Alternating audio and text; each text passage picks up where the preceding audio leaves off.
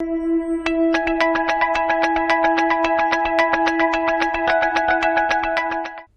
students, here we have to factorize the polynomial using appropriate identities. Our first polynomial is here 9x squared plus 6xy plus y squared. So basically we have three terms in this one. It is a trinomial and we need to factorize it. Okay, we have to look over the list of identities and check where we have three terms, means the trinomial.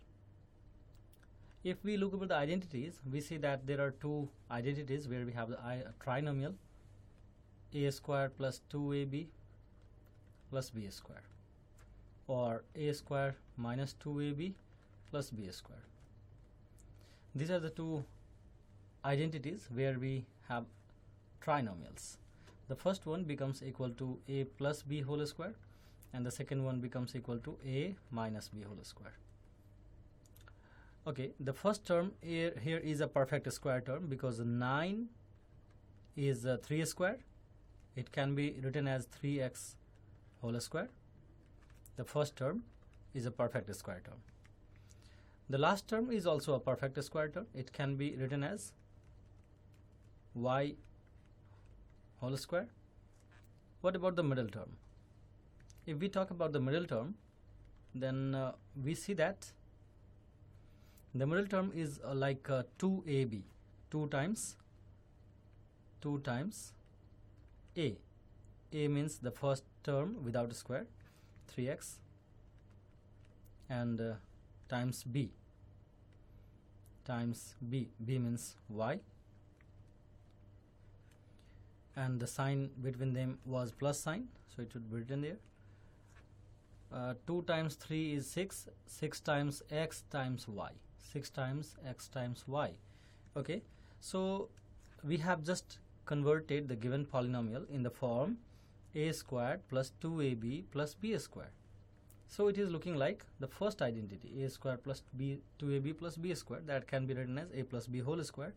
So it becomes here a, that is 3x, plus b, that is y whole square. And since we needed to factorize, we can leave the answer in this step, or one more step can be written 3x plus y times 3x plus y, because factorize means something should be multiplied together. The two or three things should be multiplied together. That's why if we write this way, that will also be correct. We can leave our answer in the second last step also. Our next part is 4y squared minus 4y plus 1. In this one, we see that the first term is again a perfect square term. It can be written as 2y whole square. The last term is 1. It is also a perfect square term. It can be written 1 square. What about the middle term? Let us first check if it is a 2ab or not.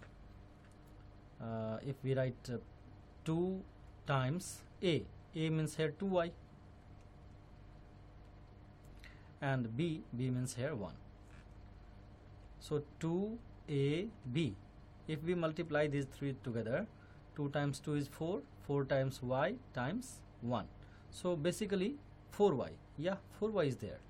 Okay, so it is looking like 2ab. Well, minus sign will be put there between them. So we have something looking like a square minus 2ab plus b square. For that we can write it as a minus b whole square. A means 2y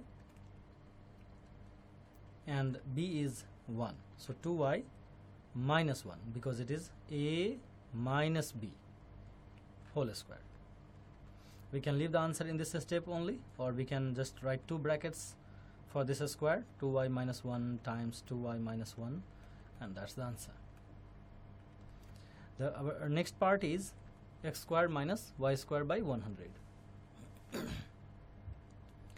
In this one, we see the first term is a perfect square term, x squared, and the second term is also a perfect square term. It can be written as y by 10 whole square, because in the numerator it will be y square and in the denominator it will be 10 square, means 100.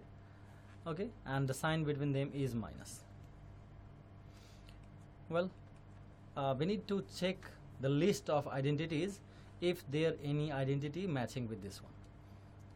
How it is looking like? Perfect square is the first one, perfect square is the second one, the sign between them is negative, so it is looking like a square minus b square, because here also both the terms are perfect square terms and the sign between them is negative. That further written as a plus b times a minus b. So this can be written also as a plus b, that is x plus y by 10 and x minus y by 10 because of a minus b, x minus y by 10. So these two are the factors of the polynomial, and that's the answer.